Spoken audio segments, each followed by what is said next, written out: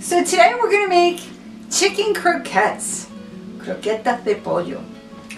Every culture has their rendition of a croquette. This is the Spanish way, kind of, adapted by me. And again, these are not specific recipes with specific amounts. This is just, I'm going to show you how you can pull it all together with the ingredients that you have in your kitchen. So we're going to need some chicken. I had a rotisserie chicken and I'm using the whole entire breast. It's a lot. I'm going to make a lot of croquettes today, but you don't have to use as much as me. An onion, a little bit of butter, salt, pepper, some nutmeg, milk, olive oil, breadcrumbs, eggs, and flour.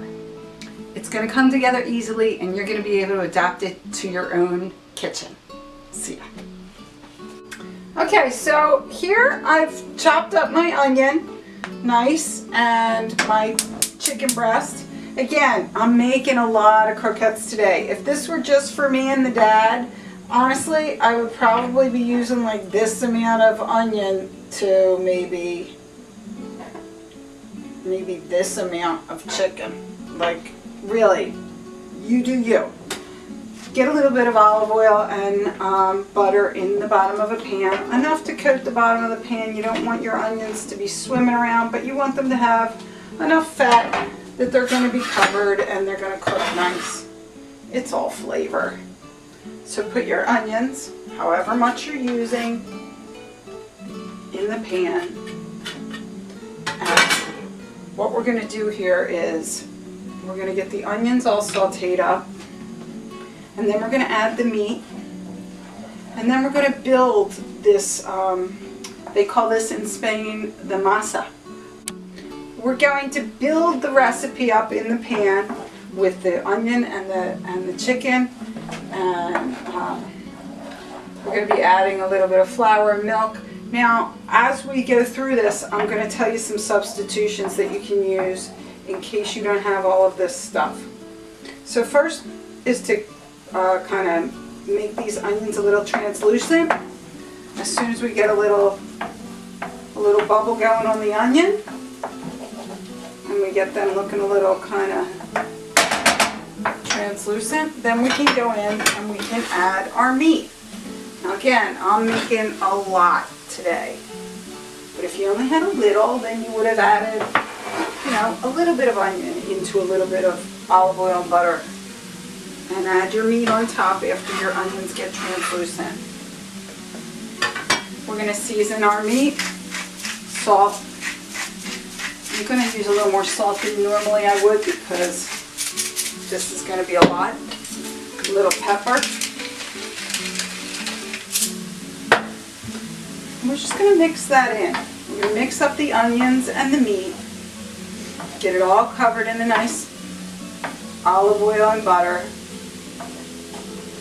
And then we're going to go in, if it looks a little dry, like mine right now is looking a little dry, like you have to kind of, when you're cooking in the kitchen, you have to use all your senses. You have to say, well, this maybe is a little dry, and maybe I should add a little bit more butter, or a splash more olive oil. It's all about getting to know your kitchen and getting to know how things should feel in the pan and look in the pan. It's not about recipes because we can't all follow Chef Ramsay all the time. Sometimes you want a specific recipe, but sometimes you just want to be able to whip something yummy up. So everything feels kind of moist in my pan. And now I'm going to go in and I'm going to add some flour right over my meat and onions. Just like this, sprinkling it in. I know this is annoying to some people because you're like, how much? I don't know how much. Just sprinkle it over. Move it around. Now what we're doing is browning the flour. We're getting that flour all nice and brown because we don't want our croquettes to taste like raw flour. So we're gonna move that all around. I'm putting a little more in because I want it to now start to feel a little dry. So moving it all around, it's starting to feel kind of dry, kind of like when you make chicken salad and you put that first little bit of mayonnaise in and you know you need a little more. That's what this feeling is. It's all about a feeling. Now I'm going to go in with my liquid. This could be milk, which I have. It could be cream. It could be broth. Whatever you happen to have, you don't have to make it exactly the same way, exactly the same every single time. Put my milk in. I'm going to stir it around until it starts to bubble again. I may need to add a little more milk. It's all about a feeling.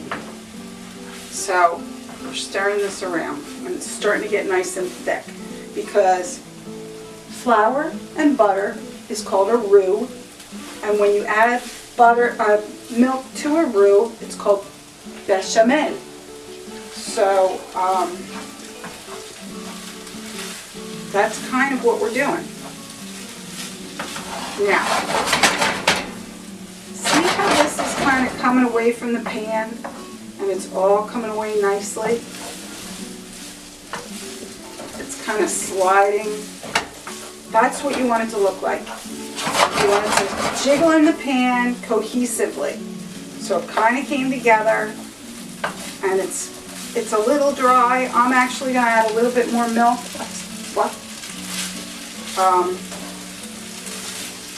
Just because I made so much that I really miscalculated how much milk I would need.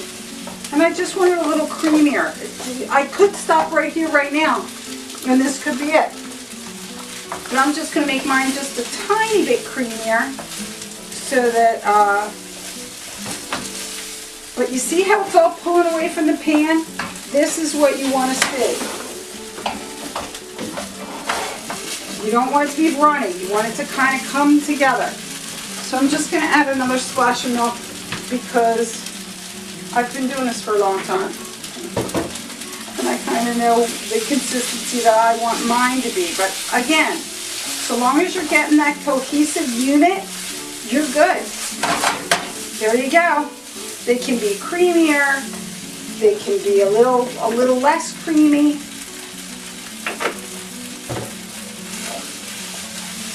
There you go. So long as they're coming together off the pan like that, you know you got it right. Okay. Now, to finish off this part of the filling of the croquettes, and we're pretty much done here, folks, a little tiny bit of nutmeg. How much? A little bit.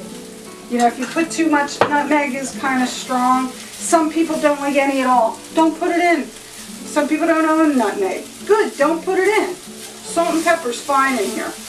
When I put that onion in the pan, if you like garlic, put a little garlic in yours. Doesn't matter, there's no rules here. So here we go. This is the goal, to have it be able to float around the pan as one big giant masa. And that's it. Now we're gonna spread this out. I turned the fire off. We're just gonna spread around the pan. We're going to set it aside and we're going to let it cool. At this point, you can completely let it cool, put it in the fridge, and wait until tomorrow to bread them up and all and fry them. You could even freeze this for another time. This is the basis of the chicken croquette. Look how easy and quick that was. I made a mess, but you don't have to do that. So, I'm going to get cleaned up from this mess, and then I'll meet you back at the table where I'll show you how to bread them. And then we'll fry them up, and that's it. Easy peasy. Okay, so I know some of you may be slightly panicked because I give you no ingredients and measurements specifically. Let's not worry about it. This is how I learned how to make these because Abuela taught me, and that's what she said. You put this in there and you sprinkle a little of that and then you do this. The biggest thing is texture. So I'm going to show you. You have to let it cool just a little bit so that you can handle it. And you want this kind of a texture, something that's going to like hold its shape. In Spain, we make our croquettes in little cylinders like this. So this is holding its shape. I'm going to put it in flour, egg, and breadcrumb. Flour, egg, and breadcrumb. So again, I mean, if you're really freaking out, if I were just making it for me and the dad, it would have been maybe 1/4 cup of onion and a half a cup of chicken. You can use chicken from a rotisserie chicken. You can use chicken that you boiled to make broth with. There's no real rules here. And then the amount of flour that you sprinkle on top, just gently, go easy and keep mixing it in until you get the texture. Texture is the most important thing, and this is what you want to wind up with when you're all done making it. And then I'm gonna do these in flour, in egg, and then in breadcrumb. Oop.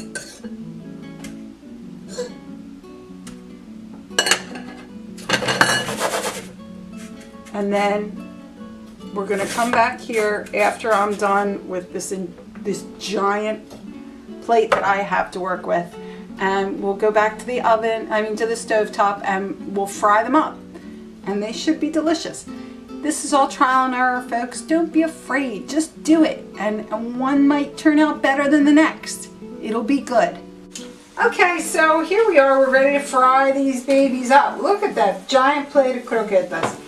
So I put about a half a cup of oil in this little pan, and I always fry things in a smaller pan because oil's expensive. I don't want to waste it. But I know when my oil's ready because I put a clove of garlic in there. When it starts bubbling up, that's when it's ready to drop in whatever it is we're frying.